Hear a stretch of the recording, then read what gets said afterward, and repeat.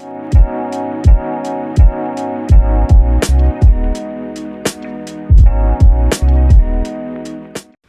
guys, welcome back to my channel. This is me, Alicia, if this is your first time here, and if not, welcome back. Alright guys, we are back with another episode in our Fearless Finance series. Before we get knee deep into the video, let's do a quick round robin with what I have on, and then we'll get into the video. Alright, as you guys know, all of my jewelry is my own, shoplivingfearless.com. I will try to put the specific details below. I don't think these hoops are up yet, but I'll try to put some good compliments, suggestions, substitutions, all that kind of thing.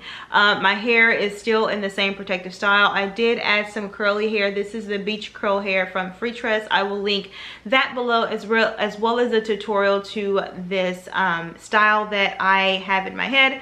The shirt is from ASOS. It's from a while ago, so I'll see if I can't link it, but it's super cute. It's like a brown number with kind of some detailing on the arms. It's super cute. I did a reel several months ago. I just really love it, and I've been into like brown lately. So yeah, I think that's it. Let's get into the video. Okay, so once again, another video that you guys suggested. I want to say I was actually just randomly doing my budget during my vlog, and I mentioned something about Alexander's savings account, and one of you guys said, hey, can you let us know what you did financially for Alexander? So these are just some of the things. I want to say it's a total of 5 things that I did basically to kind of set him up for financial success.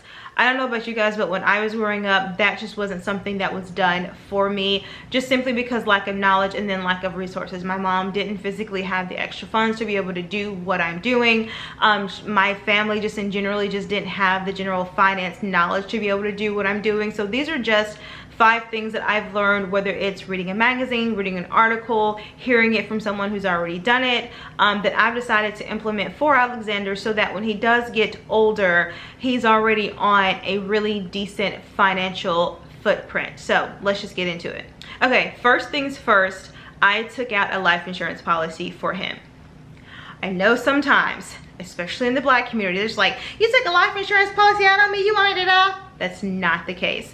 I've told you guys before, me and William have life insurance policies separate from work. So I mean, we'll do a whole different video on life insurance if you guys want me to. But if you're an adult and you have insurance through your job, please get insurance for something else. Life insurance through another place, because you're not always going to be with that job. And by the time you either leave or retire, that insurance policy is going to be too expensive. So that's a little side note. But so I actually got this from my mother-in-law, and I remember her saying it years ago, back when we were in college and I would visit her.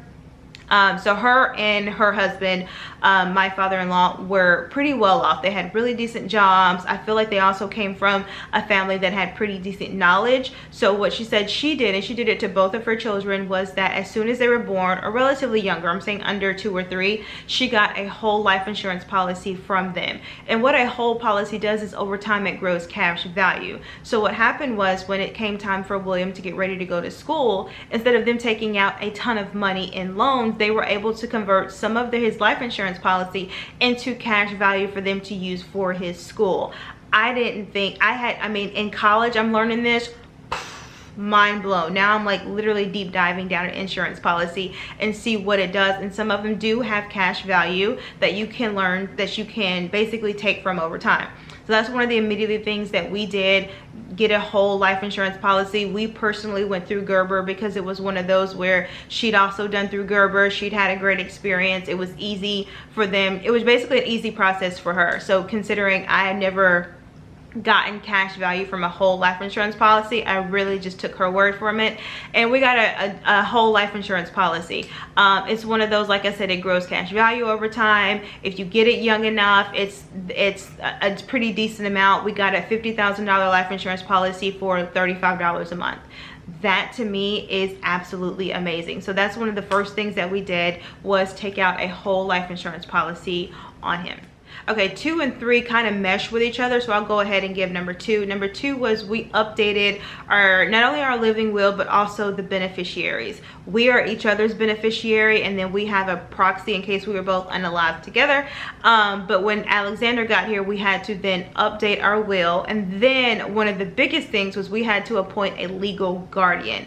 Once again, for some reason, and I don't know, maybe it's my family, y'all let me know. For some reason, when we're talking about death and what happens after you are unalive, Black families just don't want to talk about it. I don't want to talk about it. Don't talk about it. But you have to talk about it because you have to get prepared. So that was one of the probably the longest conversations that we had, because I have sisters, he has a brother, we have both of our mothers are still here, we have family friends that we consider family that we consider. So it was really, really hard on who would we appoint as a legal guardian if we were both unalived together. And that's what really took time.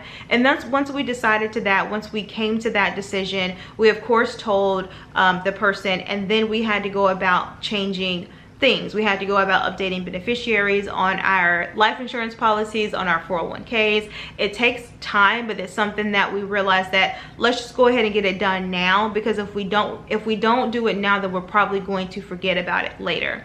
And so that's one of the things that we did. A second thing that we did that kind of goes into number 3 was that we actually created a living trust.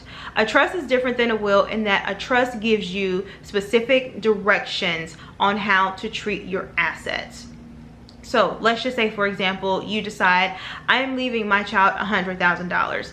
I want to give him $20,000 every 5 years starting when he's 18. A will is not going to do that. A will is not going to give you those instructions. That's something that a trust has to do. It's also more tax effective because your assets are going to this trust, and then that trust is then being carried out by an attorney, rather than saying, hey, here's all the money in the will, good luck managing it. So that's one of the things that we decided to do, was a trust, because we didn't want him to be responsible for all this, or for example, the legal guardian, because if you appoint a legal guardian in your will and your child is under 18, should you be unalive before he turns 18, that money in essence goes to the legal guardian because they're living with that person. So we then instilled a trust that say, this is what happens with this money, this is what should happen if they're under 18, this is how much we're wanting the legal guardian to get every single year. So it's basically very, very, very specific instructions. That was something that took time. When you do go about that process of deciding how exactly you want your assets divided, it just simply takes an attorney to look over it, and then you have to pay an annual amount in order to keep that living trust active. So you have to pay, I want to say $200 or $300 to basically establish that trust, and then you have to pay anywhere between $400 to $500 every year to keep that trust active. And so it's just basically saying, yep, we still want it, we still need it, all that kind of stuff. So once again, that is a little expensive, and what I will say is that if you don't have a lot of assets to divide, you can definitely do the will. Wills cost, I want to say, LegalZoom has wills for like $75 to $100, and it's permanent, it's there, you don't have to pay anything annually. But if you have a relatively large amount of money that you don't want him to get, or your kids to get all at once, or you want to make it very specific on when they can get them and what they can use it on, then a trust is more for me, less anxiety for that. So that is something that we established, was after we decided change beneficiaries, establish a legal guardian, we did go ahead and create a living trust for our assets should we are unalived. I'm gonna say unalived because even though I said y'all don't have this little conversation, it's still hard for me to say the other synonym to unalive, so I'm gonna keep saying unalive. I hope you're not like cringing every time I say that. Anyway, moving on to number 4. Okay, number 4 is a combination of things. You can choose to do whatever you want, but it's basically to create some kind of liquid savings or liquid cash for your child. You have options. You can do a savings account, you can do a 529 account, or you can do a Roth IRA account. We decided to go the savings account route. Why? Because we already have a Roth IRA. It's something that me and him both have, so it's not something that we would be not used to. Also, we would have hit our limits, because there is limits to how much money you can put in a Roth IRA. We did not go the 529 route because the 529 specifically has to be used for tuition. I don't know what tuition in school is going to look like 18 years from now. I don't even know if my child's going to want to go to school. Would I love for him to go to school? Absolutely. Am I going to force him to go to school if he says, hey, I think I want to do this, and he has a very, very, very specific business plan? I don't know. I don't know if he says, I don't know if we are owning a business or a restaurant. He decides, I don't want to go to school. I want to work in the restaurant. A 529 is very specific that it has to be used for some form of secondary education, tuition, something. And so I didn't want, even though you can put money in tax-free, I did not want him to be limited on how he can use the money that we have set up for him. That's what our trust is. So this is something that's very liquid. So we just decided to do a savings account. We have a savings account. We decided to put X amount of money in each month, and it's sitting there. It will eventually start growing interest as it gets larger. When he does get old enough, it could help, you know, with a car, or it could help pay for, you know, the high school trip, or it could help with whatever. If it does then have to help for tuition, then we have the money in there for help for tuition. But I didn't want it to be limited on education or anything like that. So that's why we went with a savings account over a 529 account and a Roth IRA. But that is one of the main things that we immediately set up, probably within maybe, I feel like I did it as soon as I got his social security card. I feel like it was one of those, I was like, okay, I have to do it. And I like it now because you can rename like your savings account names on the bank. So when I log in, it has, like, you know, it'll have personal savings, travel savings, and it has Alexander savings. It just makes me feel good that I see that. Anyway, let's keep going. So the next one is definitely, I feel like I don't care how old they are, as long as they're not out of the house, freeze their account. Freeze their social security account. Most people think it can't be done. I don't even want to know. I can't even tell you the stories that I heard, especially growing up, where people were getting their child's social security numbers, or even like friends of friends, and opening things in their name, opening utility bills, and how you get a credit card and they're only 14. I don't know. I think they're relying on that. But you just want to be sure that if you're doing all this to set your child up for financial success, this is one of the main things that, if it's put into the wrong person's hand, can be so detrimental. Because you guys know, credit, it's easy to get into and very hard to get out of. So it's one of those where it's like, you want to make sure that that social security card is on lockdown. Okay, I immediately, so I want to say, like, he didn't even have his social security card for 2 weeks, and I immediately credit freeze.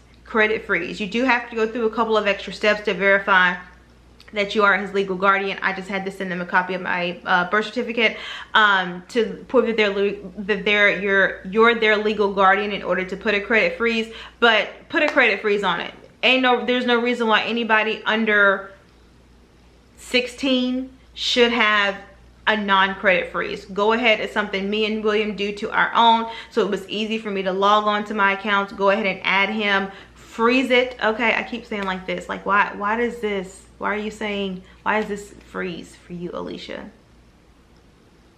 Anyway, freeze their accounts. You can do that at any time. Freeze it before you have to get into, like, legit so many hurdles to prove that that's not them, whoever they did, whether they're adding accounts, establishing utility bill, just whatever. You just want to go ahead and freeze their credit. All right, and the last thing that we did, which isn't really for him, it's more for us, is me and, I would say me, because I would say me and William, but he don't know his 401k child. I tell him what to contribute. It's the perks of being the finance person. But I went in and I reviewed and then really prioritized our retirement plan, whether that's our 401k, our Roth IRA, our savings, and it's really to help us, but then also him. You probably are in the same boat. I have a mom who was a baby boomer. Most baby boomers weren't taught financial stability, financial success, you know, saving for retirement. And so we're in the situation now where, to some aspects, we are financially responsible for our parents to some degree. And I don't want that for my child. I don't want my child to be in his 30s and his 40s and having to be able to carve out money in his budget to be able to take care of his household and also my household. I don't want that because I am in that situation, and I don't want that burden for him. So I just want to make sure that, okay, exactly how much are we saving for retirement? What does that look like when we're 60? What does it look like when we're 65? How much money do we have to have? If we live until 90, are we going to be okay? If we ever have to go into a nursing home, do we have the insurance to be able to pay for that? So it was so many things I wanted to make sure that we financially were set up so that when it came time for retirement, one, we can afford to retire and not be 85 before we have to retire. But then two, that we were comfortable in our retirement. And then of course, most of all, three, that we weren't a financial burden on our kids, you know, what do you call it? Wish more than one kid, hopefully. Don't knock on one because I want more than one. Our soon to be for our kid, soon to be kids. I'm not pregnant, so don't do that. I know I say soon to be, but you know what I mean. Y'all know I want another kid. So yeah, that's what we did, is we really looked through, and I really looked through, and I was like, all right, I think we're good.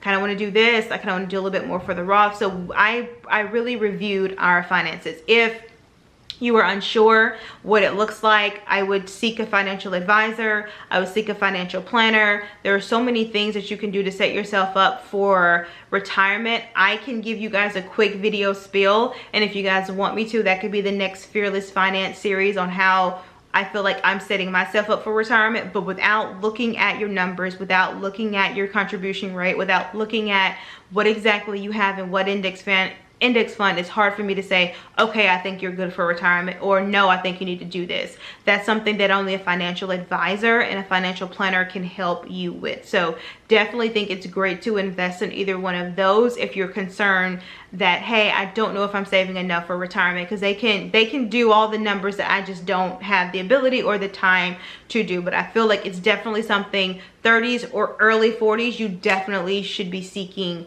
out and getting advice, especially if, like I said, you don't want to be a financial burden on your kids, and you want to be able to enjoy retirement. You want to be able to enjoy hanging out with your grandkids and buying your grandkids and taking trips with your husband, or by yourself, you know, by yourself.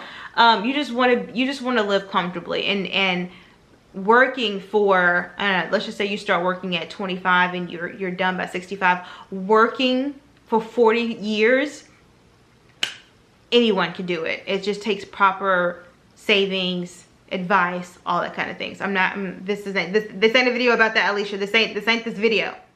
All right, so guys, that is the end of this video. I hope it's quick and short, less than 30 minutes. I just know it was one of those questions that we got, or specifically I got, and I just really wanted to answer, especially now that we've just recently finalized the trust. And it was one of those where it was like, you know, it's a little, it's I don't want to say it's sad, but it makes you think like, oh my God, what if, knock on wood. But it's one of those where it's like, as much as I don't want to talk about it, as much as I don't want to plan for that contingency, I'd rather plan for it and he's okay than I not plan for it and then something happened and like family is scrambling, his family is arguing with my like, it's just, we're just trying to avoid all family debacles. So yeah, so that's something that we recently did, so I figured that this would be a good thing to do while it's still fresh on my mind. I will have all of them below in the comments, or not the comments, the description section, as well as any links that I could. Like I said, I'll link the Gerber Life that we use for his insurance. As far as the will, I'll link LegalZoom. We did initially go through LegalZoom for our will back when it was just us two, but we have decided to seek an attorney, which you are going to have to, I want to say, I think LegalZoom still does it. I think LegalZoom also does trust. So if you don't have an attorney, you can definitely go through them for a living trust. As far as savings accounts, I'm not going to do that. Credit freeze, I'll go the route that we went. It's literally just, it's one of the 3 credit bureaus, just pick one. And then as far as the retirement and prioritizing that, once again, I think you should seek a financial advisor or a financial planner. All right, so guys, if you have reached the end of this video and you have not subscribed, don't forget to subscribe. Also click the notification bell so you don't miss any videos from me. While you're here, guys, go ahead and like, comment, and subscribe. And I'm going to see you guys Thursday, 7 o'clock. Later.